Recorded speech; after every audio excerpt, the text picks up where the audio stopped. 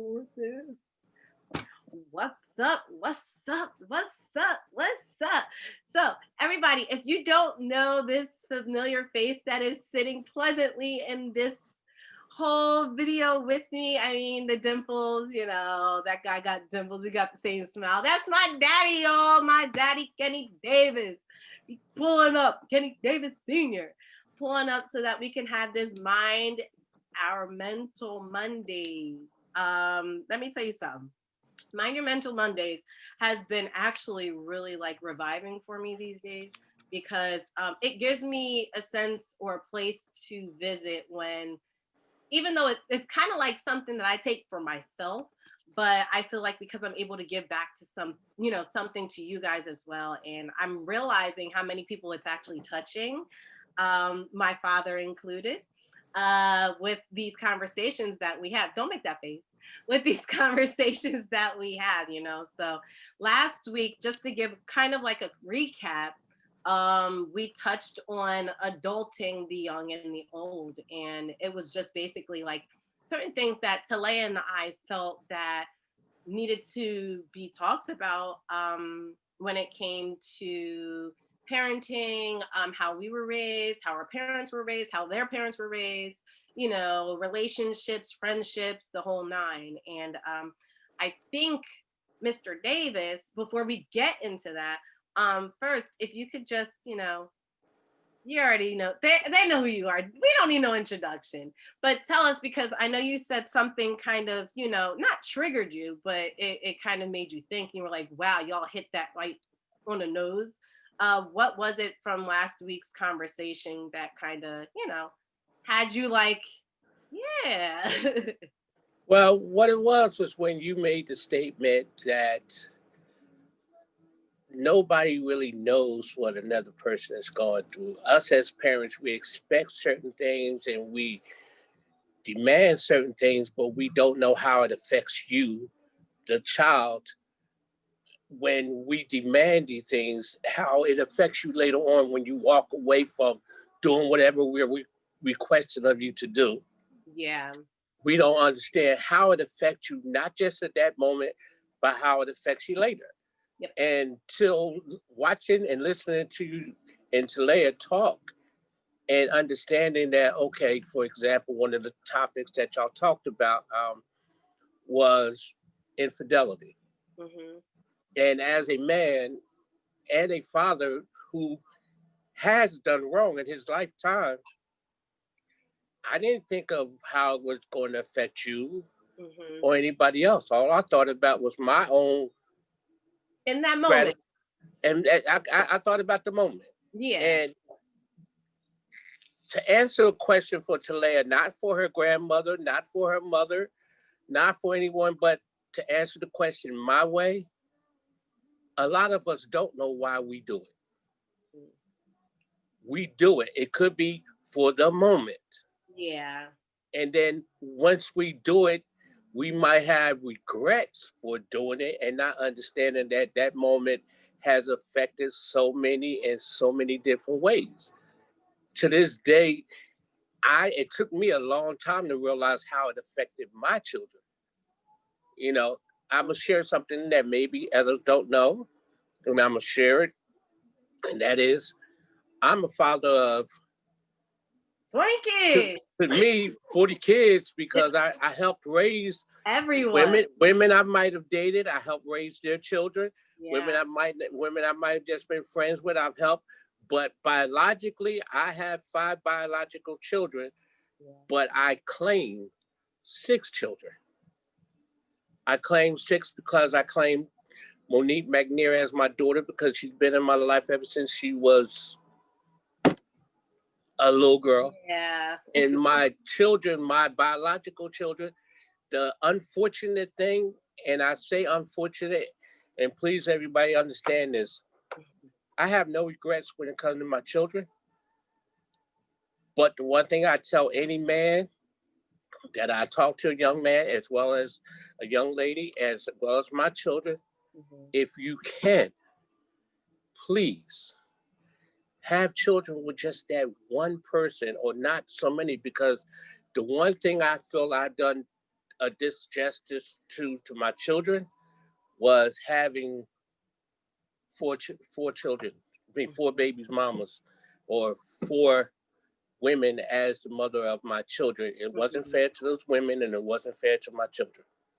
So I just wanted to hit on those things so that you understand. Thank you. Because of the generational things that went on, because of the way I was raised and what I saw and what I didn't saw, because I got to see both ends of the spectrum. Yeah. I got to see the side that Taylor saw, the grandmom and grandpa together for 40 something, 50 something years, because my dad and my stepmom were together that long. My grandparents were together that long. But I also got to see the side where we were being promiscuous. Right. You Oh, know, we have a joiner coming in here, just so that you know can see. I don't know if you can see, but I don't see. hang on. So don't. Hi. Hi. Hey, Hi. hold Who on. are you? Let's see where your face is. Is your video on? Your video? Yeah, so my video is off.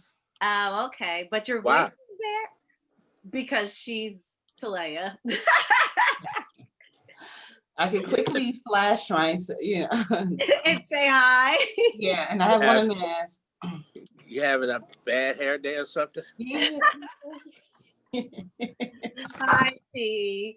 Hi, everyone. I don't know if you were able to catch on what he was just talking about, but it was in retrospect to what you were speaking of about your grandparents last week, and and being around families that had the family dynamic of the parents being together for a long period of time, or grandparents being together for a long period of time. So my dad was actually just speaking about how he can relate to you in that aspect because he lived that same way.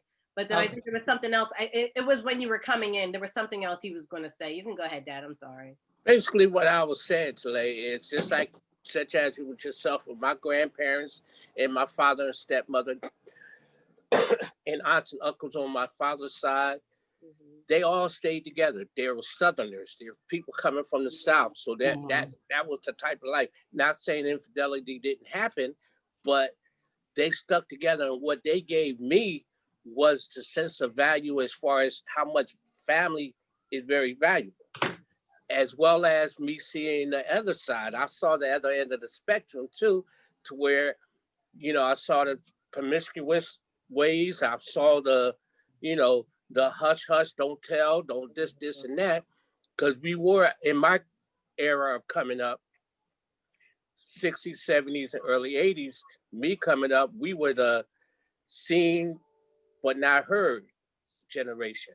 See, isn't that crazy too? Yeah. We ended up being the same. And we in the 80s, 90s were like that too. We became the seen not heard generation. Yeah. And with us, speaking from my perspective only, in my home, our home, adults were in one room, children were in another. You didn't come into the room with the adults until they needed you for something. Yeah. I was listening to that, and I was sharing with Ebony earlier today, when we talked about projecting ourselves on the children and onto the people we have. And I tend to realize, okay, I projected myself onto her as well as her siblings. But I try to project the positive. Right. And didn't realize that I was projecting some negative as well as the positive, because we always think what we do in the dark isn't being seen, but it's truly being seen. It's like it's the one thing that's seen is what's hidden in the dark.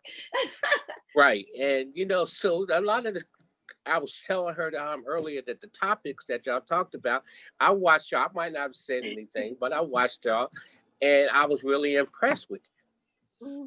I was impressed with the both of you in the topic, because that is a deep topic. Yeah. And it's something that should be looked into and talked about, rather not, you do it on a regular basis or you do it periodically, especially right now with the pandemic going on.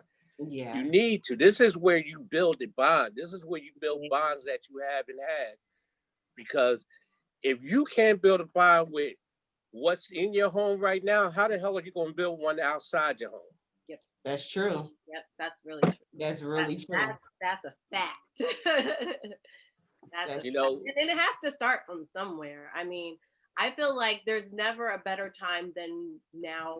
And I know a lot of people be like, oh, but it's so long ago. Or no, like No. if you can nip it in the bud now for your today, look at what you're doing for your kids and their Yeah. kids and their to tell you something, it is never what happens today.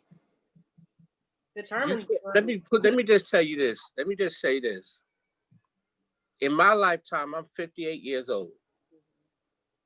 In my lifetime, I've had good and bad. I can remember the good just as well as I can remember the bad. Mhm. And it might have been 50 years ago, but it still affects me today the same way it did Yeah. 50 years ago.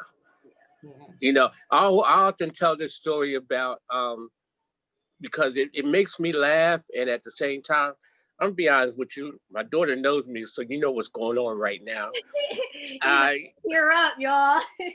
I always tell this story, and I'm just gonna say this.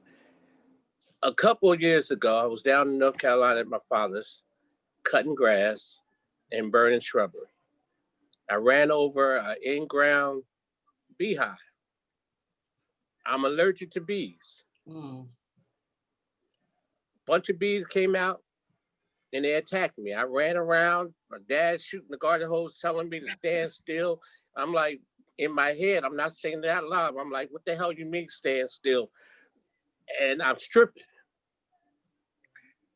I start getting short of breath. My dad rushes me to the hospital. And the moment that I realized I was loved wasn't the fact that my dad rushed me to the hospital and that my dad was concerned about me. It was after I left the hospital and started coming back home to the house. And that moment was he stopped to play his lottery and he came back out the store and he handed me a vanilla ice cream cone. Mm-hmm.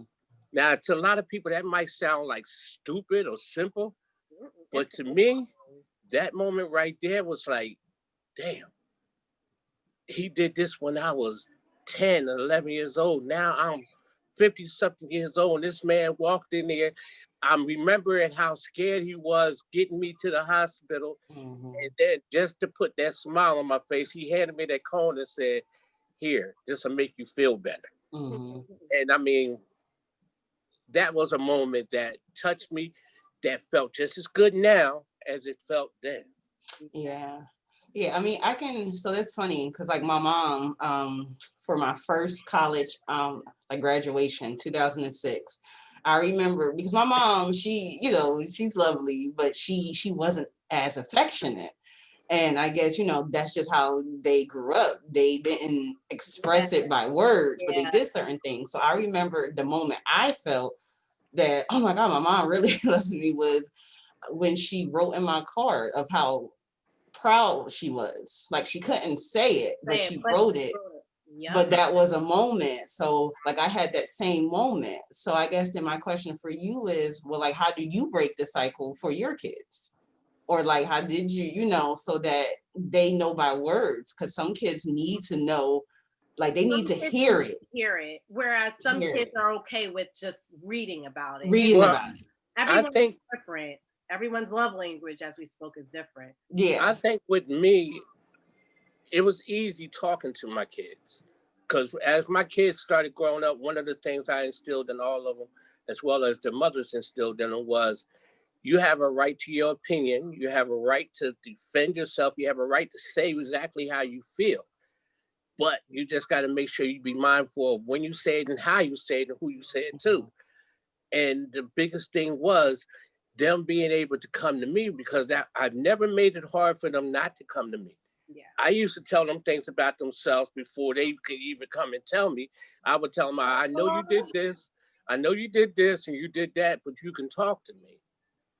And I never, one thing is I've never tried to be their friend, but I always was their father. But at the same time, being their father, I had to realize that, hey, guess what I didn't have? My father, I can talk to my father. I can talk to my stepmom, right? But I didn't have anyone else to talk to. But I was scared to talk to them because I felt they would judge or their opinion was going to be theirs. So what I did have was I had my big brother who I did talk to and some good friends. So with my kids, I learned I listened to them because one thing that's certain, they'll tell you a lot more than what you believe that they will tell you. Man, They will all tell three you of mine. all you got to do is listen. So my suggestion is to get your kids to talk and to be supportive and acceptive of whatever it is that they have to say. As long as you keep that line.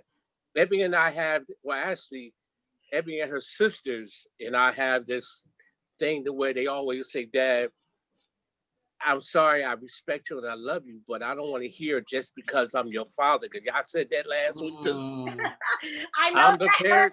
I know that hurt a few nerves. Y'all said that last week. But what had happened was my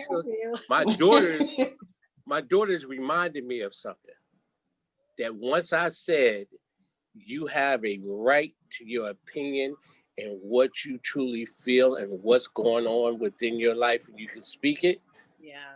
Then, Dad, you can't take that from me. You gave me that right, and you told me it's mine. But now you want to take it back. Sorry, bro, you can't have it. So my suggestion is listen, let them talk, and don't shut them down. Because I mean, I've learned I can't shut their mouth because they're going to speak no matter what. Yeah. And we spoke of that last week too. Me and Soleil were like, we're now at this point in our lives, at this age, this tender age of 36, 35, whatever, where all we can do now is talk. We getting out everything. And it's like, well, what about it? Like we were so inquisitive back then because we didn't talk. That now it's like it's coming out like it comes out. Yeah. And it's not to be disrespectful to any of that's the only thing that bothers me with the generations under me. And I have to be honest, if y'all don't mind, the generations under me, what I've seen in your 40, 30, and 25 range is the level of respect has changed, has totally diminished. I'm not telling you just because I'm your elder, you have to respect me. That should be a given. As long as I know my daughter in her head is saying, but you got to earn the respect and give it to in the return. I don't think I personally feel that as an elder, even though I might not look like your elder, as elder, I've earned a lot. I've earned a lot. And as long as I'm treating you with the respect and giving you something to take with you or not just taking from you, I should automatically be given that respect. But there's a lot of young kids, young folks nowadays that were their children's friends and still trying to be their children's friends and grandchildren's friends. You can't do that. You got to be able to parent because I'm watching. I'm watching even myself to where, okay, my grandkids, I'm speaking of all of them, none in particularly, from the youngest to the oldest. I listen to them and they got opinions. Yes, they have opinions. Strong ones. They have very strong opinions and they want to speak on their opinions. And one, I realized if I stop them from having their opinions, then what am I doing? Am I setting them up for defending themselves, or am I, you know what I mean? Am I shutting them down? But it's how you teach those young ones to respect and talk and speak their opinion. So what do y'all think of that? So this is funny because I love watching me some Will Smith when he's talking because I don't know. I feel like I can relate to a lot of the things he said. And just recently, he got back with the old OG Aunt Viv and he spoke on something on the Red Table Talk takeover that Talea actually shared with me first before I even noticed it was out. And he said he had to learn, you know how it is. You learn to listen, but Mm-hmm. literally let that person completely finish their point. Then it's almost like you ask questions to their point. You literally, you're removing yourself. You're becoming selfless, even though it may seem like you're um taking away your own power in a sense to allow somebody else to do, but I feel like it's necessary. So while you're saying that you let them speak, meaning the kids, we have to, because Yeah. I feel like if we don't and we cut them off, look what we're now creating in Yeah. their futures. What when they go out into the real world, especially if they're younger, in the real world, they're going to be sitting balled up. Like a lot of kids now, like they become, with anxiety, or they panic, or whatever it is that they may be feeling inside, that they like, I'm about to burst, I'm about to, like, Mm-hmm. kids feel the same way any adult can feel. It may not be the same level of, severity, but to a kid, let me find out that my child is upset because they cannot, like, zip their jacket. I'm gonna listen to how they feel, though, because I know, to me, it may be the easiest thing. Like, why are you freaking out like that? If we dumb it down, that child again will close right up. So I agree. Like, I feel like we have to let them speak. I don't matter Yeah. what it is. Now, granted, again, when it's our time and our place to talk, we can educate. We can teach them from there, what is, it's not even about a right and wrong. Sometimes it's literally about opinion, when we're Opinion. talking to our kids, thinking we know what's best, but really we're only saying what's best based on what our Our experience opinion. Our experience. Yeah. so Yeah. And I think that's why, like, a lot of the kids now, they do have a lot of opinions because their parents didn't have opinions, or they right, couldn't or speak. they couldn't speak on them, They couldn't speak on it. right. So I think that's why, like, a lot of kids do have more opinions, because as a parent, like, you want them to just feel like they have a voice. But again, it all goes back to respect. Just Yeah, make sure you're respectful when you're having these opinions. Right. right. That's the only thing I ask, because you know, one of the throughout my life, I've taught my children, and I've spoken to other people about this. Talea, you, for example, when I met you, you're the same individual I've met when I'm, now, as you were when I met you. Mhm. Very respectful. You present well. Everything Oh, thank you. that doesn't change.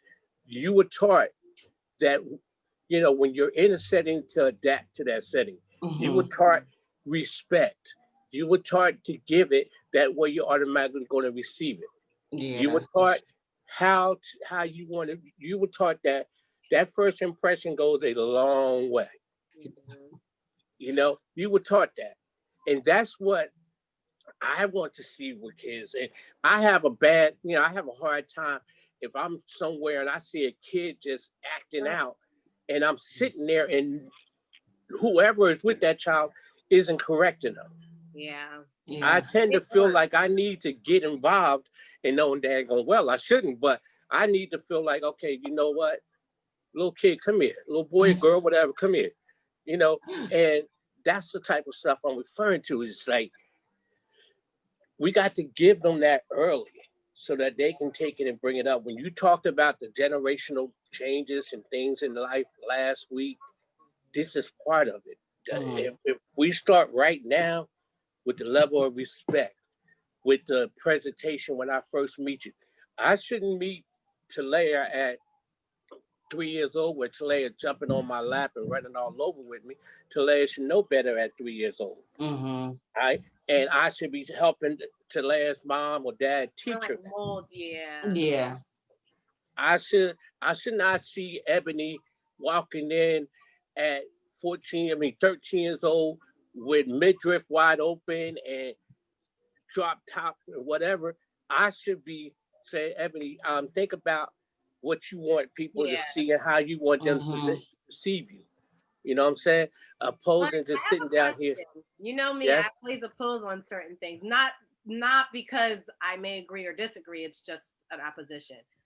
For the ones that are a little bit older that may come in wearing those outfits, if that's how they want to be perceived, I know it as for you and me too, it can be hard to accept because that's what they want at that moment. Right. So it's almost like the time you let them, okay, well, you're gonna see what's gonna happen. Like it's tell you. sad. You gotta let them see what's gonna happen to them in Right. order to make them now be like, okay, let me cover up. Let me, you know, Mhm. do this. Let me not do Mhm. that because they again, that's that experience. They And have that goes experience that it. goes for the guys as well. Oh, You know, absolutely. you and I have talked about this before. I was blessed and cursed with 3 daughters. Right? I was blessed and cursed with 3 daughters. Absolutely. You've done your modeling. You've been out in outfits. I've seen you post outfits. I've seen this, and that. Whether or not I liked it or not, all I've done is said to you is make sure that whatever you do, Yep. you can I can handle live whatever with comes it. back. I can live with it. Yep. That's Yep. all. Whatever you do, make sure you can handle it. Because if you Right. can't handle it, I don't need you to complain when you made the decision. Yeah, you're right. And that's all. You know, like with the guy, I'm not knocking guys that pants fall off the behind because they really have no waist or no top. I'm not knocking them. But when you're one of those individuals that want to do it for style, please tell me what type of style that is. Yeah. Yeah. That way You you can know? understand. Right. I mean, so I can understand. And again, your choice is your choice. I don't want nobody to live like me or try to pretend to be me because Yeah. I am no angel. I've been good, bad, and indifferent. But at the same time, what you can get and what you will get from me is you will get a real individual. You'll get an individual like a Talia Hawk to where I can see her and know that that's a good person without any questions. Mhm. You know what I'm saying? I don't see you as a bad person. I see you as a good person, somebody that, you know, I'm not trying to blow you up because you're sitting here. I'm telling you the truth. No, I appreciate it though. No, but I appreciate it. I can, you know, I often use this scenario with people. I ask this question. So I'm gonna ask you the same question today. And I'm gonna see if you can get there's 2 questions I'm gonna ask.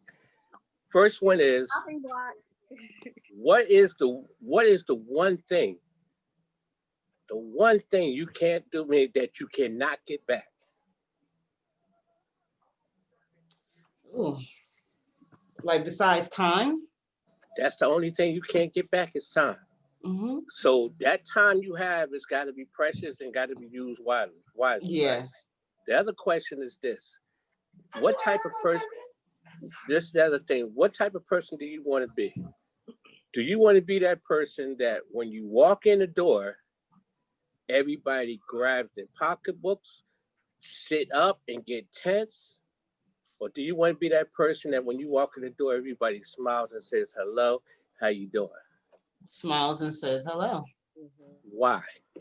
Because that means that they're comfortable. That means that like I'm not pushing off something that either I'm Some bad better energy. or I have a certain not expectation, but like it's like an expectation that you gotta, straighten up. Or so that's how I mean, like I would look at it. Right. Because I always want people that if they're around me, that they feel at home or they feel peace. Yeah. Or Right. themselves. And the reason I ask those questions of people is because when they ask me it, through my life, um, I've ran into some young kids that have come back to me and said, I've helped save their life. Mm. I didn't realize I've done that. And they say it's just how you receive me, how you embrace me, how you've done things. So I ask people that question because I want them to understand that whatever vibe I'm giving you is what you gave me when I met you. Check you all using the word vibe, Dad. I mean, Look, he said he not look. he with the game. He ain't too far off. when they made OD, when they started OG, Oh they my understood. God. But you Whatever. understand my point, though, right? It's just plain and simple.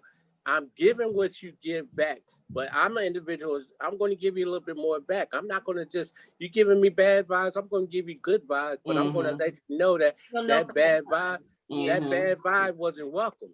Yeah. I need you to know that. Okay, you came incorrect, so let me help correct you without being nasty. Yeah. Yeah. And that I think that's going to be another topic, is being able to, I swear, because it's a major one though.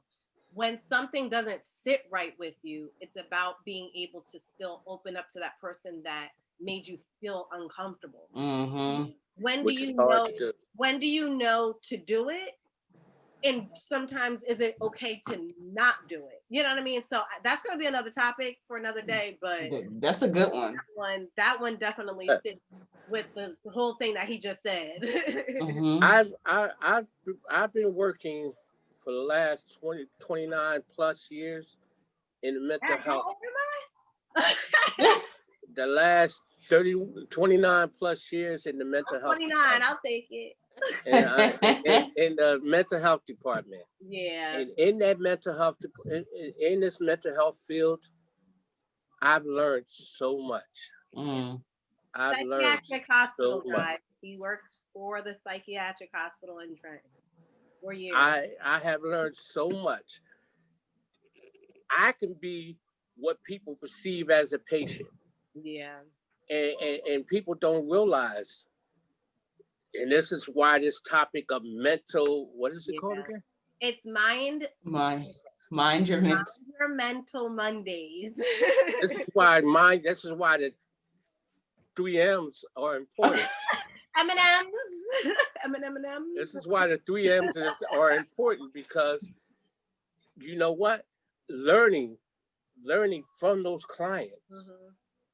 learning from those clients, the people that we deem to be what we on the outside of that Yeah. facility say are crazy. Hey, they're no different than me and you. Yeah. They Yeah. just might have had a lapse, Yeah. but we are still the same people. Mm-hmm. The only difference between me and you not being in that hospital is we have someone or something that That has grabbed us and taken us and part. kept us out of it. That's true. Support. The support. Yeah. Yes, we have that support. Someone We that have didn't want to something, give up. or we were strong enough to be able to Strong say, I enough. need help, or we're strong enough to be able to talk to someone. Yeah. You know, Because that's and hard. that's why this 3Ms is important, because there's somebody watching this now that Mhm. is saying that is saying, oh, I'm so glad I turned to it. Yeah. Listen, y'all don't understand. I literally, this helps me. I Mm-hmm. know. During this whole pandemic, Dad, stop. But during this whole pandemic, this helps me. I ain't gonna lie to you, Dad. This was my way of getting to talk to you today. Like, I didn't want to have to have a phone conversation. I want to see your face. So why not? You know what I mean? And again, if it's reaching people in a sense to where they feel comfortable enough to open up, like, that's cool. I understand too. Some people are so private in things, and privacy is key. Privacy is It's always needed. needed. However, think about what we can do for someone else before we Mm-hmm. can for ourselves and stuff. And I guess that's again that's that selflessness that will turn around and bless us too in the interim. So Yeah. yeah, I just wanted to bring up one more topic, and it's social awkwardness. Mm. And social awkwardness can be like a big section of things or whatever. But I guess, Dad, to you, what do you perceive social awkwardness to be? And do you feel like you have any social awkwardness, or do you feel like you lack thereof? Well, personally, myself, do I feel like I have social awkwardness? What I perceive it to be is just being uncomfortable in your social setting. Mm-hmm. That's what I perceive it to be. Do I have it? Yes. I mean, you know me. You know me as an individual. Yes, I'm a fun-loving and Mm-hmm. outgoing guy. But when I'm around a lot of people and it's a lot of different things Right. going on socially, I got it. I curl up into a little bottle and I get away from it. Mm-hmm. Do I get anxiety from it? Yes, I get anxiety from chaos. Mm-hmm. I'm not a drinker. I'm not a smoker. So I'm not a part of that section. So when I'm around people and they're doing the things that I don't do, Mm-hmm. Mm-hmm. you It know, makes you uncomfortable. it makes me uncomfortable and feel very awkward. especially when I've had people try to push it on me and try to force me to do it. I've had that peer pressure and I had to leave that peer pressure situation. And, you know, I've lost friends because, oh, I'm not cool enough or I'm not doing enough that they want me to do. Well, guess what? I'm not knocking you. It's just not what I do. Right, right, right. So do I have social awkwardness? Yeah. Hell yeah. It sounds like you found your center to be okay with just being around those that obviously accept you at this point. Right. I can be in that same party where everybody's smoking and drinking and have just as much fun without tripping and falling over myself and getting loud and obnoxious and stupid. Not saying that that's what everybody do, but because of the fear of that and uncomfortableness I feel, I've had to look. I'm gonna tell you, Abby, you already know this. In my life, I had to deal with that within my family, my elders, and things of that. Or you know what I mean, where people in my family were alcoholics or drug addicts, to where I saw so much pain and hurt that I don't want to be around it. So I'm uncomfortable with it. Because of that. I can't stand it. I don't, you know, again, I can't stop you if that's what you want to do. I just don't be around you. It ain't for you. It ain't for you. And that's fine. Not for me. That is perfect. Yeah. I asked that because I know you're still, you know, you're an adult. Like you're grown ass man. And to hear you mouth. My bad. See, he caught that one. He caught it. Because we talked about it earlier. He's talking about something. I'm going to make sure I watch my mouth. Dad, you can say what you want. But this is my show. No, I'm joking. You still right. I feel like you should be able to still say that. I don't know if you still go through it now, but I almost feel like you may sometimes feel like you're put in positions where you're like, nah, I'm good. Like, I know for me personally, I get this weird feeling that's not butterflies. It's literally like something like holding me like, you don't need to go in there, or you don't need to do that, or don't say this, or and it's sometimes again not even about being in place of somewhere. Sometimes it's about verbally saying something, and that could be also a social awkwardness. Yeah. So I don't know, T, do you feel the same? Yeah. So I mean, so it's funny, it's like a lot of certain things like with your dad. Like, so if we all go out, you know, I've had friends, it's like, oh, like drink more because it is probably losing it. But like, I don't think that my friends realize, and maybe I haven't just said it to everybody, of sometimes I like to scope out my area. I like to know, to be honest, I'm looking at the exit. Yes, I'm looking at everybody that's in there. So for me, it's not about drinking more, like to loosen me up, because as soon as I get, it may take me an hour or so to get into it, but as soon as I get into it, I will have a good time. But I just go in and I am observing every single detail there. And then I think for me, I've always kind of been called weird or awkward, so it's just like, because there's certain things either I do or I don't do that other people will do. Yeah. So it's just breaking down that barrier. Pressures. And it's just, breaking down like that barrier of, all right, if people feel that way, well, that's it. Right.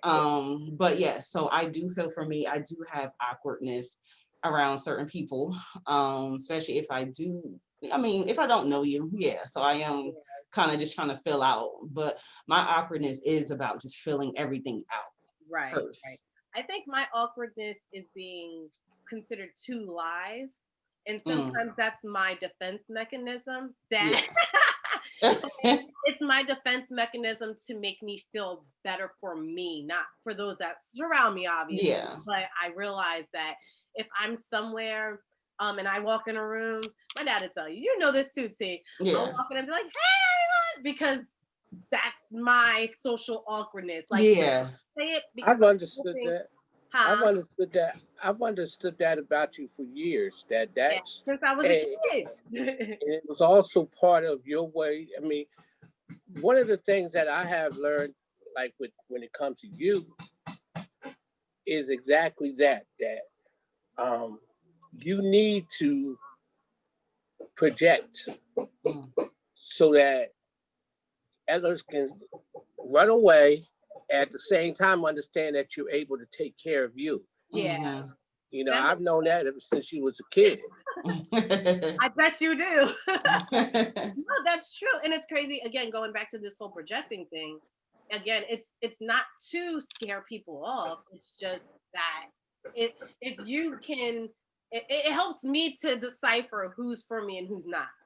I'll put it that way. It helps me to decipher whether or not this person is going to harm me or do harm to me or actually protect me. You know what I mean? So yeah, when I come in and I'm over the top on, 110%, just know that it's me being okay. I don't know how to come in the situation being like this.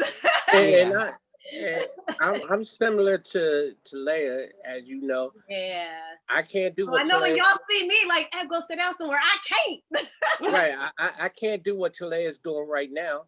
She's sitting there with that window to her back. No. I have to see you have that. You need to be against the wall. I know. I have to see everything. Yeah. And I have to know. And see, my view is this way. So my view is this way. Everything's this way. Yeah. But see, we got your back just in case. We got your back just in case. Thank you. Thank you. That window. and that social awkwardness is what helped us get through life. Yeah. That's part of what helped me make it to 58 years old. Because I mean, I'm not going to lie to you. I have seen and done some things that warrants me not to be here. Yeah. But I'm here, and I thank the Lord for that. We do too. Yes. But hey, if the sense of social awkwardness makes me be more careful and conscious of what I do, then I welcome it with open arms. So with that social awkwardness, you're pending on, upon Thanksgiving, and it's going to be so awkward for a lot of families this year. Pretty much all of our families, I think. Yeah. I'll be honest, for myself alone, it's not that I don't want to be around family this year. It's just I think I'm looking at it as I just want to have a moment alone, because I almost feel like that's the only holiday for right now that I could start to feel that way without having the chaos of family. So in that, Dad, it's weird because I'm like you now, knowing that there's a lot of people that's going to be around. I'm now to a point where I just want to be alone. Like, I don't want to be around all these people. I don't wanna, you know what I mean? I just literally want to just be by myself. Well, you know where I want to be. I already know where you're going to be at. Well, you know what? And that's weird because I was going to ask you, like, every holiday for you too, Dad, like, you don't usually leave. You don't really visit or anything like that. So that doesn't really put a constraint to you. Yeah, because I'm not going down there. I'm right. not going. But the constraint is that people can't come to you now.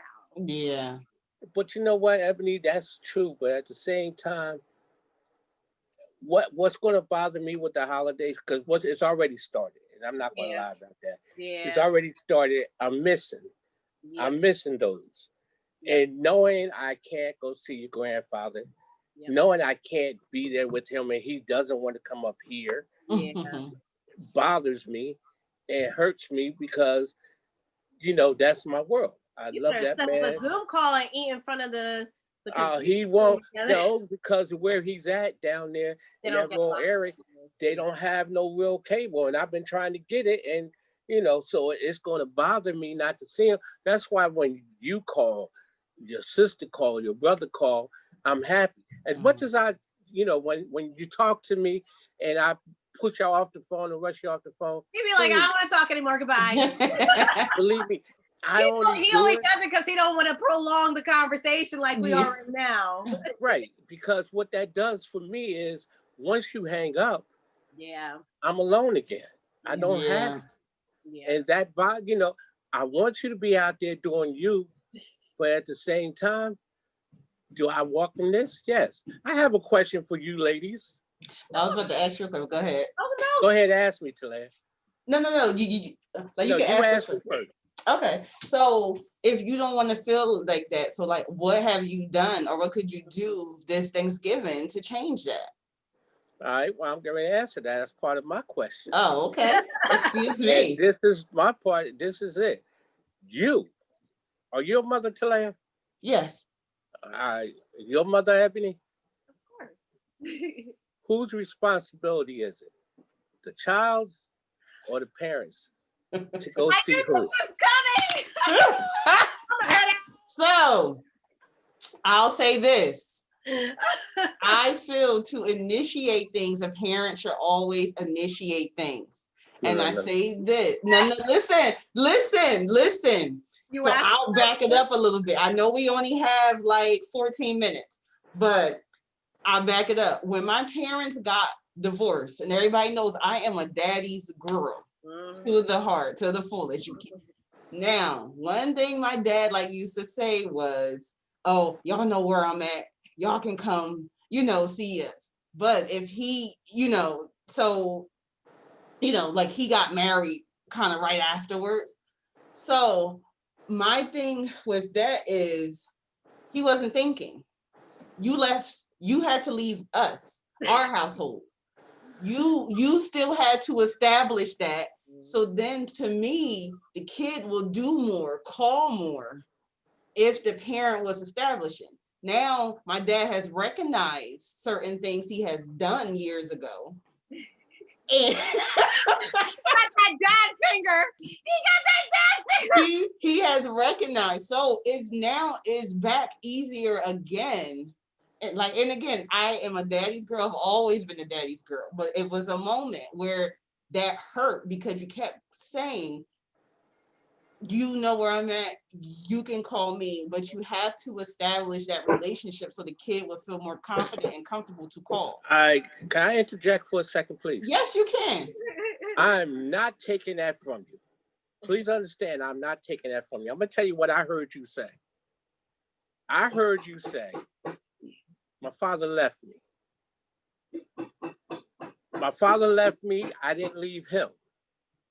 Mm-hmm. I heard you say, my father said, you know where I'm at. So you can always reach out. But the main thing I heard you say, my father recognized that he was the one that left and not me.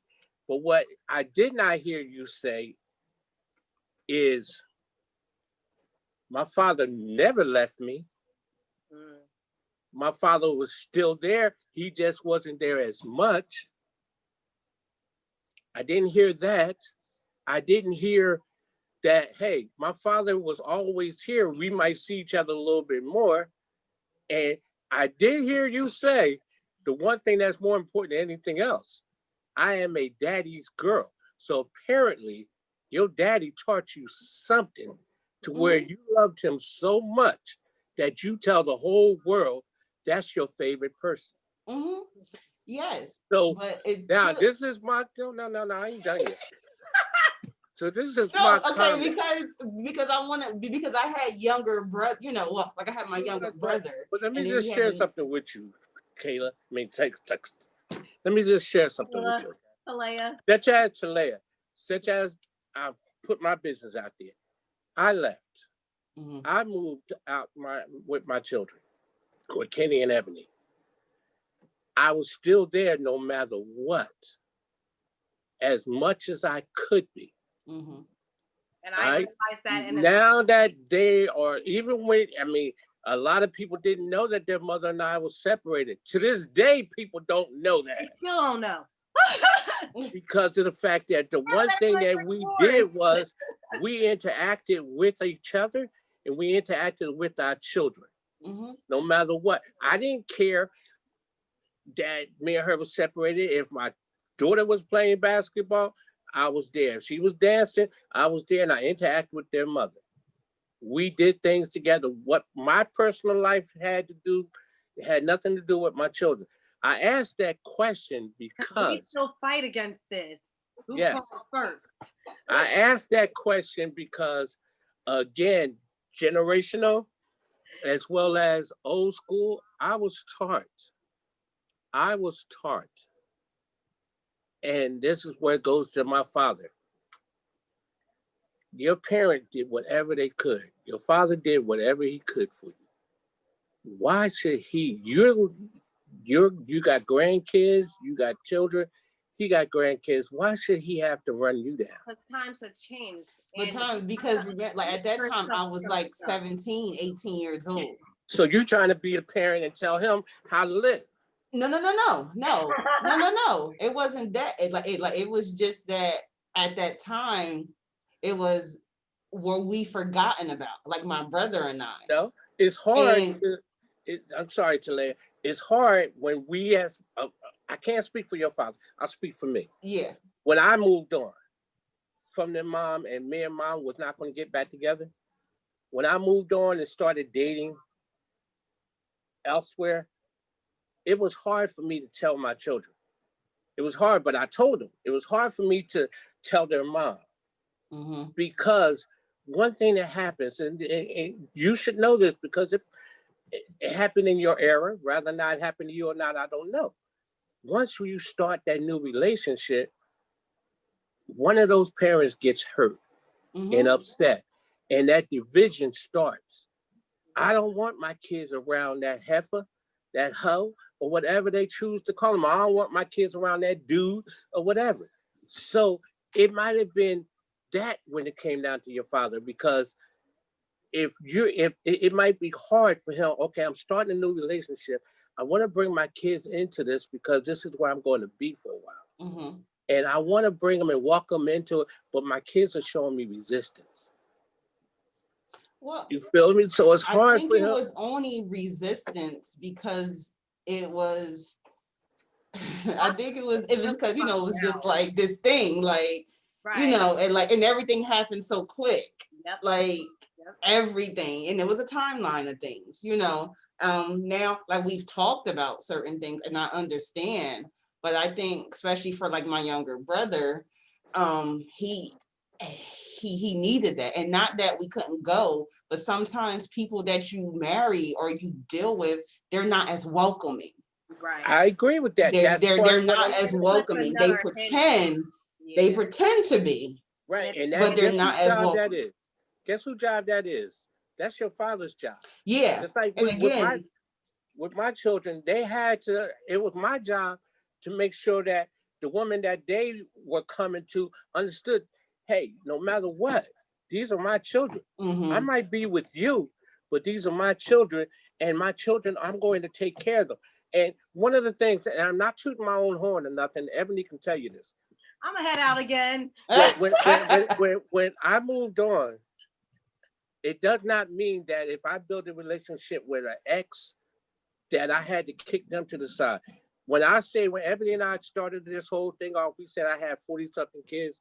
There's some kids that in my life, I'll say their name, Daisy, Brian, and Jeffrey, and all of them, that were with, you know, someone that I dated. And to me, those are my kids. So if I moved on today, the woman that I date has to understand my biological kids are not the only kids I have. There's other kids that are part of it. All true. If they can't accept the fact that I'm going to be in those people's lives, then that person's not for me. So yes, that's why I said with your father. So he might have understood, okay, it's going to be difficult. You understand what I'm saying? He might understand it's going to be difficult for this person to accept you. Because that person might not have been trying to accept you. Because to them, they're taking away from what they can get from your dad. You're taking away from it. I mean, and that's what I'm saying. As I've gotten older and been able to, you know, speak more on it, those are the things, you know, that he recognized. You know, like he recognized why, like, my brothers and I didn't go to the house as much, because he saw that it was bigger than him. Like, it wasn't just about him. It's just about the overall feeling of that was brought. Ebony, I have to excuse myself. Oh, for 1 second, you're coming back? Yes. Okay. But from you. That ain't happening. But no, it's so crazy because the one thing I wanted to like go back to, just so that we didn't catch off topic, was I agree with you though. Want to make a couple of dollars real quick? Parent. A TV that's up there in the living room. Going over there. I'm not doing this. But what my dad won't say is he started Yeah, I got it hung up there. I just put it up there. I said what my dad won't say is he started visiting me more. It's on the other side. Unknowingly, and I wanted to make sure I called that out because whether he felt it was needed for him to do or not. So, Dad, I wanted to go back real quick because I know we got to start closing out too or whatever. It's going to probably go a little over like 10 minutes, but I wanted to say to you, I feel like Talea does in a sense when it comes to the parent can definitely reach out just as much. It can go both ways and not always for when someone wants something. I mean, I understand that. I believe that. I get it. But but what I also told her was whether you know this or not, you did start showing up at my door more. You started coming over more. You started popping up. Now, I don't do pop-ups, but my dad is an exception. Especially now that I can see who the hell is coming up to my door. So to me, I'm just like, knowing that he has shown that effort, even though he's that person, well, you can call me too. But without even having to make those phone calls or that conversation a thing anymore, he started coming by. And I'm like, y'all just out here? Yeah, I mean, but you know where that came from, though? It made me feel good. It made you know where that came from, Ebony? I don't want to. I'm gonna tell you what. I'm gonna tell you where that came from. I mean, it will continue, but it came from the fact of one feeling welcomed. Yeah. Right? Because see, you and I've had this conversation before. I told you what stopped me from when coming. you come into somebody's home and if you can't do what you want to do, you ain't coming. No, it's not do what I want to do. Is I know that when I come into your home, that's your home. It's my home. We both can't do it at the same time. I just want to make sure it doesn't go over to where certain things are disclosed that I don't want to do. No, I'm going to repeat what I said. If I come to your house, I know, just like if I go to Talea's house or Michael Jackson's house, that's his house. I respect his home. And I do not try to go over his home. But like I told you before, when you start feeling like and I have to respect your home, and I keep reminding you, I'm your father. And when you start telling me what to do, it's time for me to go because I can't deal with my child telling me what to do. But you know what? As you get older, like your kids, I mean, it's not that we tell our parents what to do. I think we see things differently and trying to be like, hey, that ain't work for me. That don't work. That don't work over here. That don't work. That's one of those, I understand what you've been taught. I know what I've been taught, but let me tell you, Dad, it's crazy. And see, I know you've probably gone through this. I had to unteach myself a lot of things to get to where I am today. And I'm still in teaching, not to say that it was wrong for me at all. It's just as you grow older, obviously everything doesn't work as it did when I was like 10 or as I was 15 or whatever. So, that's that whole adjustment. And again, I love the fact that I was able to learn a lot, learn what to do, what not to do. So, right. But see, Talea and Ebony, you heard what you said. What? Y'all heard what y'all just said to me, right? What? That we have it's not for you. It's not for you, right? I agree. It's not for you. That's why I stopped coming because it wasn't for me to have my daughter. It wasn't for me to have my daughter. My daughter ain't about to tell me nothing. It wasn't for me to have my daughter tell me what to do. But again, I had to adjust to that. I had to understand. This is your house. And that's why I tell you, it's your house. I have to respect your rules. So if I can't come in your house and me and the grandkids get a little loud, then I just know that time I'll stay shorter than normal because if I stay a little longer, it's gonna get loud. I know it's time to go. So in closing this out though, again, I know we spoke on, Thanksgiving. It's kind of cute. Oh. I said this was kind of cute. Cute? This thing is so cute. Cute though. You know No, that it was cool. It was it was cool. cool. It was dope. It's dope. We're gonna have you again, Dad, because it was actually pretty dope talking to you. You kind of cool. You kind of Maybe we can have my dad and your dad on. yes. Oh my God, that would be so dope. Oh, I would Shout love out to my that. dad. Tomorrow's his birthday, so What's your dad's name? What's your dad's Daniel name? Hawk. Daniel. I didn't hear you. Daniel Hawk. Happy birthday, Daniel Hawk. Are y'all related to Deborah Hawk and them? Yes, my aunt Deborah is his sister. His face right now. He's like, oh, I'm gonna call you offline, Talaya. Yeah. No disrespect, Talaya. All I'm gonna tell you is your grandfather, Mr. Hawk. Right. Yes. Ulysses Hawk. Yes. Trenton High. Yep. You remember, what you call him? Cherry. She used to be one of your mom's best friends. Who, Ebony? Judith, I think Judith Cherry. Well, tell your mom Kenny Davis said hello. Tell my dad. Your aunt, Kenny Davis. Okay. Hello. Tell your dad too. I think your dad might remember me. Okay. But you tell your aunt. Cherry. Is she still married to Kurt? I think that's who she had married years ago. I hope that's. So you talking about my aunt Deborah, right? Yeah. No, not to a Kurt. Is Reggie? Yeah, it was Reggie. Yeah, it was Reggie. My dad over here I remember your aunt Cheryl. I know. I remember your aunt Cheryl. Oh yeah, my aunt Choo Choo. Mm-hmm. Yeah, I remember Choo Choo. I remember all of them. Just tell them Kenny Davis said hi. Okay, I will. So wait. Dad, you gotta cry again though, because so Thanksgiving is obviously this week. And my dad knows that Thanksgiving is very, it's special. It's a special day. It's a special occasion for many reasons. And what's great about it is my sister's birthday falls at least 2 days right after. And sometimes it's right after the holiday or whatever.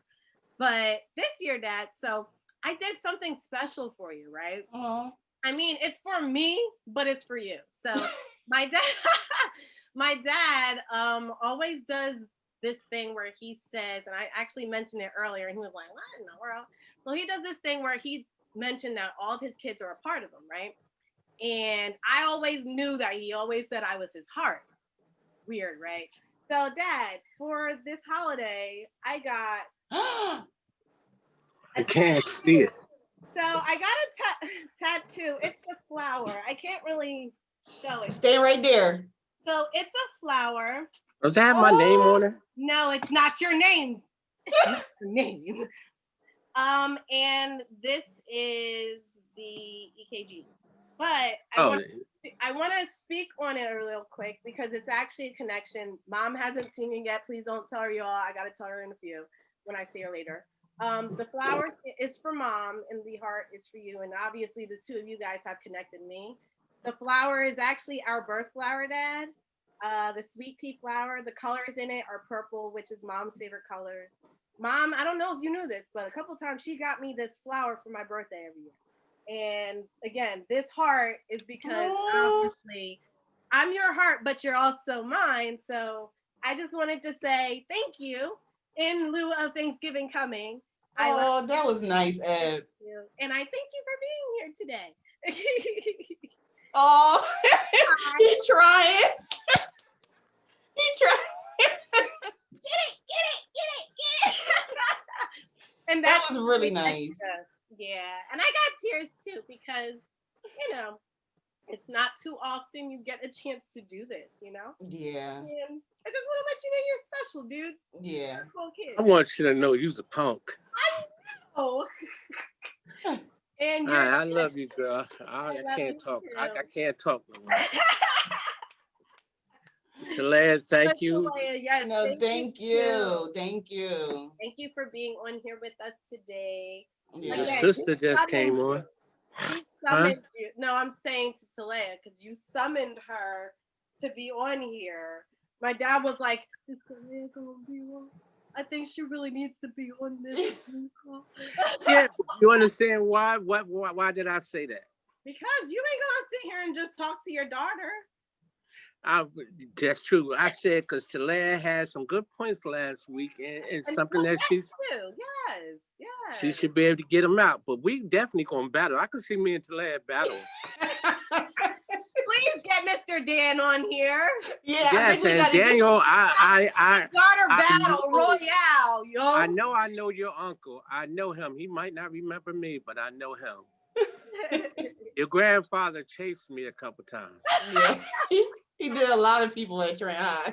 He lived on y'all. They used to live on Princeton Avenue. Yes, yes, yes, yes. And we still have the house out there. He's telling you everything. This is Yes, great. yeah, and we still have the house, so it's still there. See, this is new to me. I didn't know this.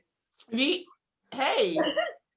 The minute, Eb, I have to tell you, after the last conversation y'all had, Mhm.